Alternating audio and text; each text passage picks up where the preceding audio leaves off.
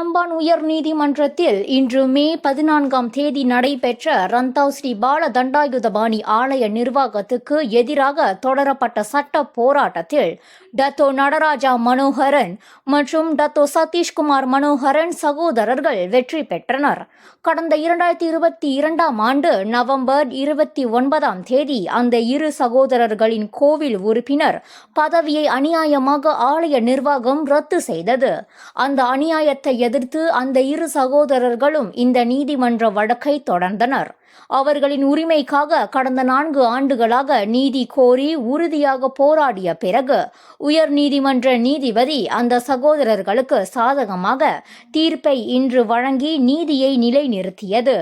மேலும் நீதிமன்றம் 12,000 ரிங்கெட் சட்ட செலவினமாக ஆலய நிர்வாகம் அந்த இரு சகோதரர்களுக்கு வழங்க உத்தரவிட்டது.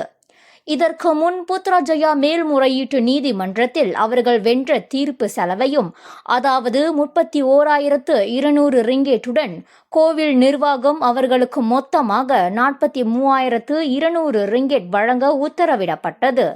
இதனிடையே வழக்கில் வெற்றி பெற்ற டத்தோ நடராஜா மற்றும் டத்தோ சதீஷ்குமார் சகோதரர்கள் கூறுகையில் நீதி வென்றுள்ளது என்றனர்.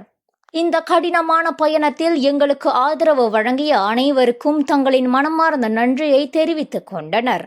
உண்மை, பொறுமை மற்றும் விடாமுயற்சி எப்போதும் அநியாயத்தை வெல்லும் என்றும் உண்மைக்காக துணிந்து நிற்பவர்களுக்கே வெற்றி நிச்சயம் என சூளுரைத்தனர்.